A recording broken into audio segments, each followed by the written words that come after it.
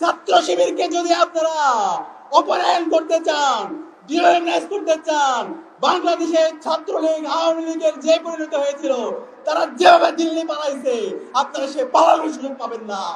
আমাদের বন্ধু প্রতিম ছাত্র সংগঠন গুলো তারা ফেসিবাদের ভাষায় কথা বলছে। আজাদী পাওয়ার পর আমাদের প্রত্যাশা ছিল, আমাদের শহীদরা যে জন্য জীবন দিয়েছে, একটি বৈষম্যহীন ইনসাফভিত্তিক বাংলাদেশ বিনির্মাণ করা, সেই বাংলাদেশ বিনির্মাণ করার জন্য আমরা গত 1 বছর ধরে ইসলামী ছাত্র শিবির, এদেশের মুক্তিকামী ছাত্র জনতাকে সাথে নিয়ে আমরা আন্দোলন সংগ্রাম জারি রেখেছি।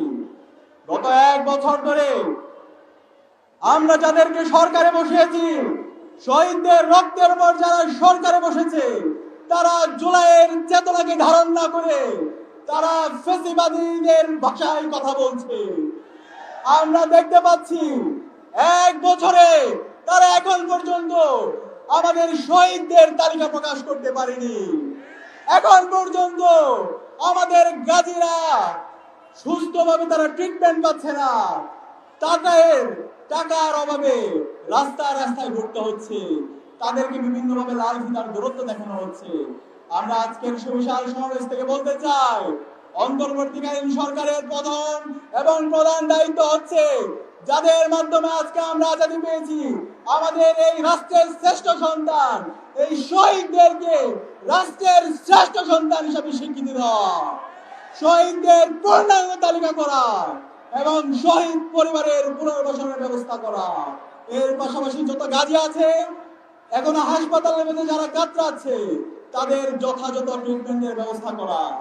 দ্বিতীয়ত আমাদের দাবি ছিল, গত 16 বছরে খুনি হাসিনা যে কারণে খুন হয়েছিল, যে কারণে ফ্যাসিস্ট হয়েছিল, ফ্যাসিবাদের সকল অবদানগুলোকে এই স্বাধীন বাংলাদেশের সমূলে উৎপাদন করা হবে।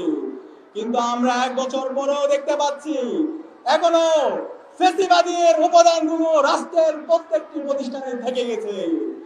যে পুলিশ হেলিকপ্টার থেকে আমার ভাই এবং বোনকে গুলি করে শহীদ করেছে, আমাদের 2000 ভাই বোনকে শহীদ করেছে, 40,000 ভাই বোনকে গাজী করেছে, এখন পর্যন্ত সেই পুলিশ সংস্কার হয় নাই, এখন পর্যন্ত মিডিয়া সংস্কার হয় নাই, এখন পর্যন্ত আমরা যাদেরকে ছাত্র প্রতিষ্ঠা পাঠিয়েছি তাদের বিরুদ্ধে বিভিন্ন ধরনের অভিযোগ শোনা যায়।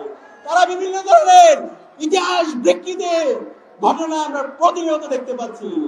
আমরা 1 বছর পরে বলতে চাই, আপনারা যদি শহীদদের ইতিহাস বিকৃত করেন, জুলাইয়ের যে চেতনা, জুলাইয়ের যে আকাঙ্ক্ষা, সেটা ধারণা করেন, বাংলাদেশে খুনি হাসিনার যে পরিণতি হয়েছিল, ফ্যাসিস্টদের যে পরিণতি হয়েছিল, তার চাইতে খারাপ পরিণতি আপনাদের হবে।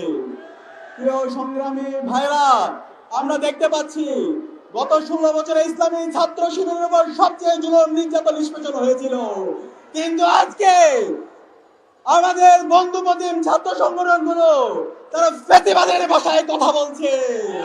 তারা ইসলামী ছাত্র শিবিরের উপর যে জুলুম নির্যাতন হয়েছে, সেই জুলুম নির্যাতনের বিরুদ্ধে কথা বলে তারা ছাত্রলীগকে দায়মুক্তি দেওয়ার চেষ্টা করছে। আমরা বলতে চাই, রাজনৈতিক শিষ্টাচার বহির্ভূত আপনারা কাজ করবেন না, বর্ডার লাইন ক্রস করবেন না।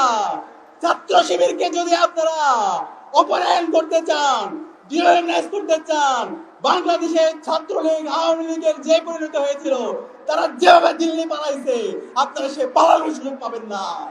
আমি আপনাদের অনুরোধ করব, বাংলাদেশের স্বাধীনতা, সার্বভৌমত্ব, অখণ্ডতার প্রশ্নে জুলাইয়ের শহীদদের আকাঙ্ক্ষার আলোকে নতুন বাংলাদেশ বিনির্মাণ করার জন্য ঐক্যবদ্ধভাবে লড়াই চালিয়ে যাওয়ার জন্য আমাদেরকে আরেকটি অনিবার্য বিপ্লব লাগবে। সেই বিপ্লব হবে ইনসাফের বিপ্লব, ইনশাআল্লাহ।